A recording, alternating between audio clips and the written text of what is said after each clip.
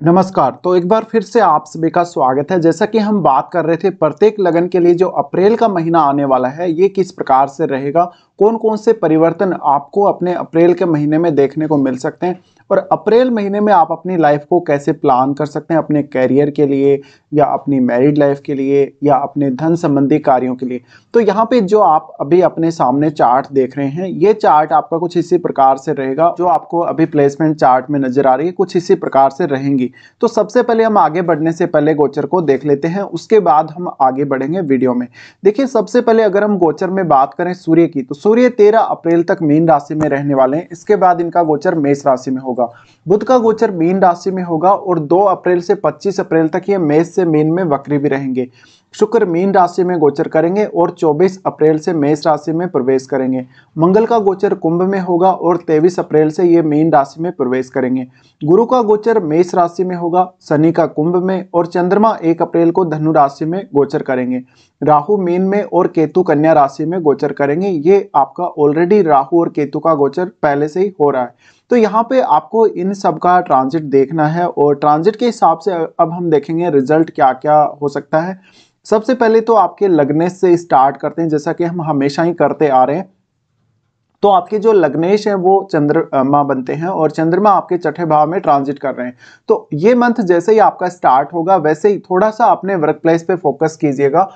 हो सकता है आपका वर्क प्लेस पे कोई ऐसा मैटर चल रहा है जिसको लेके आप काफी परेशान चल रहे हैं, तो थोड़ा सा स्ट्रेसफुल समय ये रहेगा। साथ ही साथ अपनी डेली लाइफ में आप थोड़ा फोकस करके ये देखें कि आप कौन सा जो काम है कब कर रहे हैं या आप अपना जो समय है वो कब बचा सकते हैं, अपने समय का बेहतर से बेहतर उपयोग कैसे कर सकते हैं। तो चंद्रमा का जो ट्रांजिट है बहुत ही इंपॉर्टेंट है शुरुआत में 1-2 दिन के लिए, क्योंकि इससे से आपका जो पूरे मंथ का प्लान है वो बनेगा। अब उसके बाद चंद्रमा प्रवेश करेंगे आपके सप्तम भाव में। सप्तम भाव में चंद्रमा का प्रवेश होने से ये समय आपकी मैरिड लाइफ के लिए अच्छा रहेगा। इन 2 दिनों में आपको कुछ हद तक जीवन साथी से कोई अच्छा सपोर्ट मिल सकता है, स्पेशली आपको इमोशनल सपोर्ट मिल सकता है। साथ ही साथ आपका अगर पब्लिक के साथ किसी भी प्रकार का रिलेशन है, जैसे मान लीजिए आप एक पॉलिटिशियन हो सकते हैं या आप बहुत बड़े कोई वक्ता हो सकते हैं या बहुत बड़ी कोई ऐसी फेमस पर्सनालिटी जिनको आपको बार बार लगातार लोगों के सामने जाना पड़ता है या लोगों से आपको बातचीत करनी पड़ती है, तो उस केस में लोगों का समर्थन और मान सम्मान आपको अच्छा मिलेगा। चंद्रमा का यहाँ सप्तम भाव में ट्रांजिट करना ये आपकी पर्सनैलिटी को काफी अच्छा दिखाता है और आप हर किसी की इस समय हेल्प करेंगे। उसके बाद चंद्रमा का प्रवेश होगा आपके 8वें भाव में। 8वें भाव में चंद्रमा का प्रवेश होने से आपको हेल्थ को लेकर कुछ दिक्कतें रह सकती हैं, साथ ही साथ थोड़ा मानसिक तनाव और चिंता रह सकती है।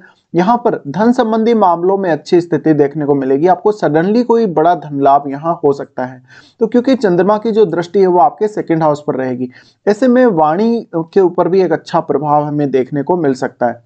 उसके बाद हम देखेंगे सूर्य के गोचर को। सूर्य जो कि आपके दूसरे भाव के स्वामी हैं और सूर्य का गोचर आपके 9th हाउस में हो रहा है। सूर्य मीन राशि में गोचर कर रहे हैं। मीन राशि में इनका जो गोचर है लगभग 13 अप्रैल तक ये मीन राशि में रहने वाले हैं। तो यहाँ देखिए शुक्र, राहु और बुध के साथ इनका ट्रांजिट हो रहा है। ऐसे में आपको इस समय फैमिली को लेकर कहीं लंबी दूरी की यात्रा करनी पड़ सकती है या अपने करियर के लिए कोई लंबा टूर करना पड़ सकता है। साथ ही साथ पिता से इतने अच्छे संबंध आपके नहीं रहेंगे, पिता के साथ कुछ कंफ्यूजन की स्थिति क्रिएट हो सकती है। साथ ही आपस में जो आपकी अपने फादर के साथ अंडरस्टैंडिंग है उसमें थोड़ी कमी आ सकती है। उसके बाद हम देखें तो सूर्य यहाँ से प्रवेश करेंगे मेष राशि में। मेष राशि में इनका जब प्रवेश होगा तो गुरु के साथ इनकी युति भी होगी। ऐसे में सूर्य का प्रभाव यहाँ हमें काफी अच्छा देखने को मिलेगा और दोनों ही क्योंकि मित्र ग्रह हैं, ऐसे में सूर्य यहाँ उच्च की स्थिति में आ जाएंगे तो आपके लिए कार्य क्षेत्र में एक बहुत ही बेहतर स्थिति बनेगी। इस समय आप अपने करियर में कोई बदलाव करना चाहते हैं या अपना प्रमोशन वगैरह के लिए देख रहे हैं या कोई अन्य परिवर्तन आप अपने करियर में चाहते हैं या इन फ्यूचर आने वाले समय के लिए आप कोई प्लानिंग करना चाहते हैं अपने करियर के लिए, तो वो इस समय आप कर सकते हैं।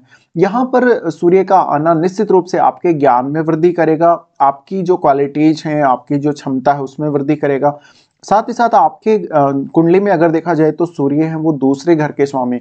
दूसरे घर के स्वामी होने की वजह से जैसे ही ये गुरु के साथ युति करेंगे, ऐसे में अब आप अपने करियर के मामले में थोड़ा और बेहतर कर सकेंगे, क्योंकि गुरु ज्ञान के कारक हैं और सूर्य आपके प्रोफेशन के कारक हैं, हमारे जो व्यवसाय है उसके कारक हैं। ऐसे में निश्चित रूप से सूर्य आपको यहाँ बेहतर डिसीजन लेने के लिए मदद करेंगे। तो यहाँ सूर्य का गोचर बहुत ज्यादा अच्छा रहने वाला है। मीन राशि की तुलना में आपको मेष राशि का सूर्य का ट्रांजिट बहुत लाभ देगा। तो ऐसे में आप 13 तारीख के बाद विचार कर सकते हैं। सूर्य का जो एस्पेक्ट है आपके 4th हाउस पर भी रहेगा। 4th हाउस पर सूर्य का एस्पेक्ट रहने की वजह से इस समय कोई बड़ा आपका घरेलू कार्य बन सकता है, जैसे कि आपको घर परिवार में कोई प्रॉपर्टी वगैरह का सौदा करना है या कोई अन्य आपका ऐसा काम है जो आपको इस समय हैंडल करना है, क्योंकि सूर्य दूसरे घर के स्वामी होने के कारण आपके जमीन जायदाद और उन सब की स्थिति को दिखाते हैं। इसके बाद हम देखेंगे बुध के ट्रांजिट को। बुध आपके चार्ट में 12वें और तीसरे घर के स्वामी बनते हैं। इन दोनों घरों के स्वामी होकर बुध इस मंथ में नीच की स्थिति में रहेंगे मीन राशि में, और इस मंथ में बुध वक्री भी रहेंगे। वक्री होने की वजह से कुछ हद तक आपको अपनी विदेश यात्रा को लेकर या अपने कम्युनिकेशन में कुछ कमियां देखने को मिल सकती हैं। यहाँ पर कैरियर के मामले में भी आपके सामने बहुत सारे बेटर ऑप्शंस हो सकते हैं। तो आपको एनालिसिस करना, आपको कोई भी निष्कर्ष निकालना, कोई कंक्लूजन पे पहुंचना, ये सब बहुत ईजी रहेगा। लेकिन जब फाइनल डिसीजन लेने की बात आएगी तो आपके सामने बहुत सारे ऐसे ऑप्शंस अवेलेबल हो सकते हैं जहां पे आप थोड़ा कंफ्यूज रह सकते हैं। तो बुध का जो स्थिति है थोड़ा सा आपको देखना पड़ेगा। इसके साथ साथ यहाँ पर आप अपनी जो वाणी है उसके ऊपर थोड़ा सा ज्यादा फोकस कीजिएगा, क्योंकि आपकी वाणी से कुछ गलत निकल सकता है, या फिर हम ऐसे बोल सकते हैं आपकी जुबान वगैरह फिसल सकती है। तो यहाँ बुध का नीच की स्थिति में होना और वक्री होना आपको काफी कंफ्यूजन भी क्रिएट करेगा, और इसी कंफ्यूजन को दूर करने के लिए आपको प्रॉपर प्लानिंग और प्रॉपर डिसीजन मेकिंग बहुत ही जरूरी है। उसके बाद यहाँ से जो है हम देखेंगे अब शुक्र के ट्रांजिट को। शुक्र आपके 4th हाउस के स्वामी हैं और आपके 11वें भाव के भी स्वामी हैं। ऐसे में कुंडली में शुक्र का जो गोचर हो रहा है, उच्च की स्थिति में शुक्र अभी ट्रांजिट कर रहे हैं। तो अगर आप किसी दूसरे स्टेट में सेटल हैं या आप कहीं विदेश में सेटल्ड हैं, तो इस समय आप बहुत ज्यादा बेहतर कर सकते हैं अपने करियर में और अपने धन संबंधी स्थितियों को लेकर। इसके अलावा अगर आप अपने होम टाउन से कहीं दूसरी जगह घर खरीद रहे हैं, होम टाउन को छोड़कर कहीं दूसरी जगह जाने का प्लान है, इस समय आपको बेहतर स्थिति देखने को मिलेगी। साथ ही शुक्र का एस्पेक्ट आपके 3rd हाउस पे रहेगा। 3rd हाउस पे रहने से आप में क्रिएटिविटी और अन्य क्षमताएं विकसित होंगी। साथ ही साथ शुक्र का जो प्रभाव है अगर देखा जाए तो शुक्र आपके 9वें भाव में है और उच्च की स्थिति में, लेकिन राहु के साथ स्थित है। राहु के साथ स्थित होने की वजह से इस मंथ में स्पेशली उन जातकों को थोड़ी परेशानी आ सकती है जो अभी अभी मैरिज जिन्होंने की है या जो न्यूली मैरिड है उनको। इसके अलावा विशेष रूप से पुरुषों के लिए ये स्थिति थोड़ी अच्छी नहीं साबित होगी। आपका जीवन साथी आपसे चीट कर सकता है, आपको धोखा दे सकता है। साथ ही मैरिड लाइफ में थोड़ा तनाव भी आपको देखने को मिल सकता है। शुक्र का वैसे अगर आपकी क्रिएटिविटी, आपके स्किल्स के हिसाब से गोचर देखा जाए तो बहुत ज्यादा अच्छा है। तो यहाँ शुक्र की क्वालिटीज में वृद्धि होगी। राहु के साथ भी ये हैं और साथ साथ में यहाँ बुध भी रहने वाले हैं। तो ऐसे में अगर आप कोई क्रिएटिव फील्ड में हैं, आप गीत संगीत की दुनिया में काम कर रहे हैं या कोई अन्य ऐसा टैलेंट वाला काम कर रहे हैं, तो आपको यहाँ शुक्र पूर्ण रूप से सपोर्ट करने वाले हैं। इसके अलावा शुक्र उसके बाद 24 अप्रैल से मेष राशि में गोचर करेंगे। शुक्र का मेष राशि में गोचर होना, शुक्र का युति हो जाएगा गुरु के साथ। गुरु के साथ इनका युति हो जाएगा तो ऑलमोस्ट 6 दिनों के लिए ये स्थिति बनेगी, क्योंकि गुरु उसके बाद जा रहे हैं आपके 11वें भाव में। और यहाँ शुक्र का गुरु के साथ युति करना आपको कैरियर वाइज काफी अच्छा रहेगा, आपको प्रोफेशन वाइज काफी नेम फेम दिला सकता है, एक पॉजिटिव स्थिति आपके करियर में लेकर आ सकता है। अगर आपका गुरु या शुक्र से रिलेटेड ही कार्य क्षेत्र है तो और ज्यादा अच्छी संभावनाएं करियर में ये स्थिति लेकर आएगी। तो ये एक बहुत ही पॉजिटिव इम्पैक्ट हमें देखने को मिलेगा। ज्यादातर आपको मेष राशि का शुक्र ज्यादा लाभ देगा। उसके बाद हम आगे बढ़ते हैं, मंगल के बारे में बात करते हैं। मंगल आपके 5वें और 10वें घर के स्वामी बनते हैं और मंगल का गोचर आपके 8वें भाव में हो रहा है। देखिए 8वें भाव का मंगल का गोचर काफी इंपॉर्टेंट है, क्योंकि शनि के घर में, और शनि बहुत यहाँ पावरफुल स्थिति में है ऑलरेडी। तो ऐसे में देखिए अगर आपका पैतृक संपत्ति या कोई अपने इन लॉज के साथ कोई ऐसा विवाद चल रहा है, कोई ऐसी आपकी अनबन चल रही है जिसमें कोई लीगल मैटर भी आ गया हो, उन मामलों में एक अच्छी स्थिति देखने को मिलेगी और आप प्रॉपर डिसीजन मेकिंग कर पाएंगे। इसके अलावा अगर आपका कोई टेक्निकल या इंजीनियरिंग से जुड़ा हुआ प्रोफेशन है या कोई ऐसा बहुत सेक्रेट प्रोफेशन है, उसमें थोड़ा सा आप फोकस करके चलिएगा। यहाँ पर मंगल का आना दिखाता है कि थोड़ा आपका जो इन लॉज के साथ संबंध है वो बिगड़े हुए रह सकते हैं। साथ ही आपने किसी के साथ जॉइंटली कोई पार्टनरशिप कर रखा है या कोई ऐसा बिजनेस कर रखा है जिसमें आपकी पार्टनरशिप है, तो वहां पे थोड़ा सा अलर्ट होने की जरूरत है। साथ साथ में यहाँ पर आपका जो डोमेस्टिक लाइफ और जो आपका मैरिड लाइफ है उस पर भी थोड़ा नकारात्मक असर अवश्य पड़ेगा। साथ ही आपका जो इमोशनल स्टेटस है वो काफी उतार चढ़ाव भरा रह सकता है, क्योंकि पंचम के स्वामी है मंगल और शनि के साथ युति कर रहे हैं। तो ऐसे में शनि का बहुत ही स्ट्रॉन्ग प्रभाव मंगल पर पड़ने वाला है, लेकिन फिर भी कुछ हद तक मंगल का भी एक स्ट्रॉन्ग प्रभाव हमें शनि पर देखने को मिलेगा। तो आपस में इस प्रकार से युति होना काफी इंटरेस्टिंग हो जाता है। हाँ, रिजल्ट्स के मामले में भी ये काफी इंपॉर्टेंट है। तो अब दोनों की दृष्टि क्योंकि आपके दूसरे भाव पर भी है, दूसरे भाव पर होने की वजह से इस समय आप काफी गुस्से में बोलेंगे। आप कुछ हद तक इस मंथ में जो प्लान करेंगे वास्तव में बोलने के लिए, शायद वो बात आप प्रॉपरली नहीं बोल पाए। इसके अलावा मंगल और शनि का दूसरे भाव पर एस्पेक्ट होने की वजह से इस समय आपको कोई लीगल मैटर में आपको विजय मिल सकती है, आपको कोई प्रॉपर्टी जमीन जायदाद में फायदा हो सकता है। इसके अलावा फैमिली के साथ थोड़े से आपके रिलेशन बिगड़े हुए रहेंगे। उसके बाद अगर हम देखेंगे तो मंगल का यहां से अगर हम एस्पेक्ट देखें तो लाभ स्थान पे रहेगा। लाभ स्थान पे एस्पेक्ट होना ही आपके लिए बहुत फेवरेबल है। ऐसे में आपको इन लॉज या अपने पैतृक संपत्ति में हिस्सा मिल सकता है या उनकी तरफ से कोई स्पेशल सपोर्ट मिल सकता है। इसके साथ साथ मंगल आपके 10th लॉर्ड में है। 10th लॉर्ड होकर जब शनि के साथ ऐसे में स्थित है तो आप अपने करियर में कोई इलीगल काम ना करें, आप बहुत ही सही तरीके से चलें। साथ ही साथ यहाँ पर मंगल जो है, मंगल और शनि का युति हो रहा है, तो ऐसे में आपके रिलेशनशिप को लेकर, विशेषकर जीवन साथी के साथ रिलेशनशिप को लेकर दिक्कतें आएंगी। इसके बाद अगर हम देखेंगे तो 3rd हाउस पर भी एस्पेक्ट है मंगल का। ऐसे में देखिए भाई बहनों के साथ थोड़ा सा विवाद होने की या थोड़ी अनबन होने की संभावना यहाँ बन सकती है। इसके बाद हम देख लेते हैं गुरु के गोचर को।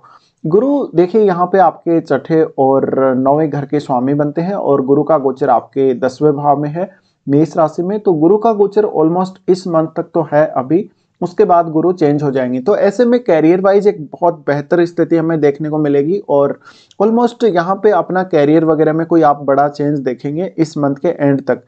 इसके साथ साथ गुरु आपको सपोर्ट कर रहे हैं आपकी डोमेस्टिक लाइफ में भी। साथ ही आपको कुछ धन की स्थितियों में भी गुरु सपोर्ट कर रहे हैं, क्योंकि इनका जो दृष्टि संबंध है वो आपके दूसरे भाव से भी है। तो गुरु का जो ट्रांजिट है अभी बहुत ज्यादा अहम है 1 महीने के लिए। तो जो भी प्लानिंग्स आपने अभी नहीं करी हैं, इन फ्यूचर आप जो कुछ चेंजेस चाहते हैं, जो कुछ अपनी लाइफ में या प्रोफेशन में बदलाव चाहते हैं, वो आप अभी से प्लान करके चल सकते हैं। तो ये एक बहुत अच्छी स्थिति गुरु की हमें यहाँ देखने को मिलती है। उसके बाद बात करेंगे शनि के बारे में। शनि आपके 7वें और 8वें घर के स्वामी हैं। शनि आपके अष्टम में ट्रांजिट कर रहे हैं। शनि का ये ट्रांजिट आपके प्रोफेशन वाइज थोड़ा सा आपको ज्यादा मेहनत करवाने वाला होगा। हाँ, लेकिन आपका अगर कोई भी बिजनेस है या बिजनेस में कोई आपकी पार्टनरशिप है किसी से, उन मामलों में थोड़ा सा सावधानी रखिएगा। विशेषकर जीवन साथी की हेल्थ और जीवन साथी के साथ अपने रिलेशंस को लेकर भी थोड़ी सी आपको सावधानी रखनी पड़ेगी। तो यहाँ पे एक बहुत ही नेगेटिव इम्पैक्ट पड़ने वाला है सप्तम भाव से जुड़े हुए कार्यों पर। इसके साथ साथ जो लोग रिसर्च या अकल्ट के फील्ड में हैं उनको काफी फायदा होगा। यहाँ पर शनि का आना ये दिखाता है कि आपको हेल्थ वाइज अगर कोई भी इश्यू है तो आपकी रिकवरी काफी फास्ट हो सकती है। और जो लोग ओल्ड एज में इस समय चल रहे हैं वो लोग थोड़ा एक्टिव नजर आएंगे। उसके बाद अब हम देख लेते हैं आपका जो चार्ट है इसमें कौन कौन से अच्छे दिन और कौन कौन से खराब दिन इस मंथ में आने वाले हैं। देखा जाए तो इस महीने में लगभग 9 से 12 तक और 15 से 19 तारीख तक, इसके अलावा 23 और 24 तारीख, ये दिन बहुत अच्छे आपको देखने को मिलेंगे। इन दिनों में अगर आपको कोई भी काम जो नहीं बन रहा अभी तक उसको आप प्लान कर सकते हैं और एक बहुत ही प्रॉपर अंडरस्टैंडिंग और प्लानिंग के साथ आप इन दिनों में कार्य कर सकते हैं। उसके बाद हम देखेंगे कौन कौन से खराब दिन आप लोगों के लिए इस मंथ में आने वाले हैं। तो चंद्रमा का गोचर जब धनु राशि में होगा, ऐसे में 1, 2, 28 और 29, ये 4 दिन आपके लिए बहुत ज्यादा खराब रहने वाले हैं। इन दिनों में किसी के साथ पैसे का लेन देन ना करें, किसी के साथ विवाद में ना पड़े। इसके अलावा इसमें अपनी जो डेली लाइफ है या जो डेली रूटीन है उसको प्रॉपर रखें तो फायदा होगा। चंद्रमा का गोचर जब कुंभ राशि में होगा 5 और 6 को, इस समय आपको काफी ज्यादा परेशानी हो सकती है मानसिक रूप से और डिसीजन लेने में भी। 5 और 6 को आपको सडनली कहीं से कोई धन लाभ हो सकता है। चंद्रमा का गोचर मिथुन राशि में होगा 13 और 14 को। 13 और 14 को आपसे कोई बहुत बड़ा गलत डिसीजन हो सकता है। आपकी जो प्लानिंग्स हैं उनमें कहीं ना कहीं कुछ ऐसी स्थिति बन सकती है कि आपको अपना प्लान बदलना पड़े। 13 और 14 को आपके रिलेशनशिप और मैरिड लाइफ पर भी नकारात्मक असर पड़ सकता है। तो ये कुल मिलाकर आपके लिए खराब दिन थे। अब हम लगभग पूरा डिस्कशन यहाँ कर चुके हैं। फिलहाल वीडियो देखने के लिए धन्यवाद।